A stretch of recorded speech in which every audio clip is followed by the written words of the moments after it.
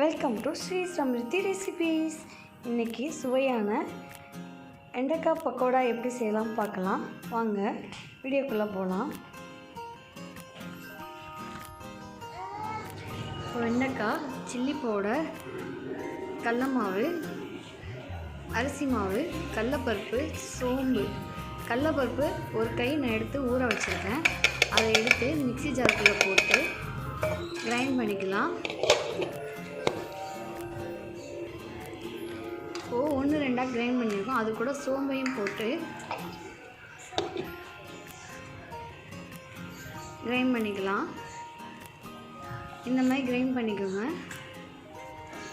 இப்போது ஒரு பவுலில் எடுத்து அதை போட்டு இது கூட கொஞ்சம் கடல மாவும் எடுத்துக்கோங்க. ஒரு 1/4 கப்பு.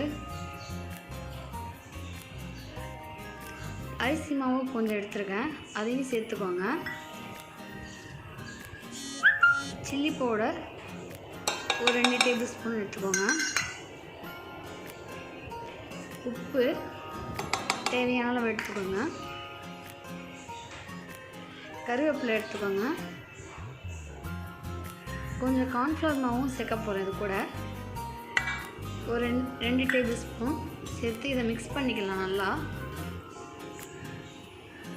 கொஞ்சம் லைட்டாக வாட்டர் விட்டு மிக்ஸ் பண்ணிக்கோங்க.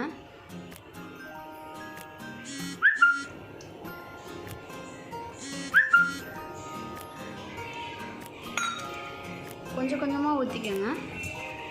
ஊற்றி இப்படி மிக்ஸ் பண்ணிக்கோங்க. இப்போது இந்த பதத்துக்கு எடுத்துக்கலாம். இப்போது வெண்டைக்காவை எடுத்து மிக்ஸ் பண்ணிக்கோங்க. வெண்டைக்காவை கட் பண்ணி கொஞ்சம் வதக்கி வச்சு இது கூட மிக்ஸ் பண்ணுங்கள்.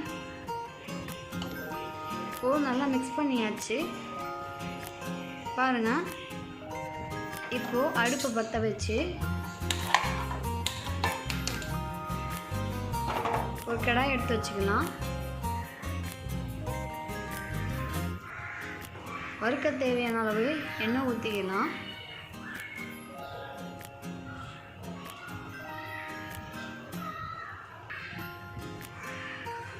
எண்ணெய் காஞ்சதும் இந்த வெண்டைக்காய் மிக்ஸ் பண்ணியிருக்கோம்ல, அதை இப்போது எண்ணெயில் போட்டு பொரிச்சு எடுக்கலாம்.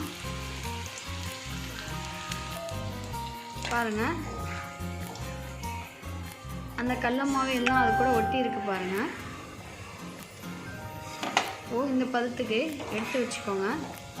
எங்கள் வீடியோவை பார்த்துட்டு சப்ஸ்கிரைப் பண்ணுங்கள், லைக் பண்ணுங்கள், ஷேர் பண்ணுங்கள். மறக்காமல் பெல் லிங்கை கிளிக் பண்ணுங்கள். பாருங்கள், சுவையான முறுமுறுன்னு வெண்டைக்காய் பக்கோடா ரெடி ஆயிடுச்சு. தயிர் சாதம், லெமன் ரைஸ்க்கு செம்ம காம்பினேஷனாக இருக்கும். பாய்.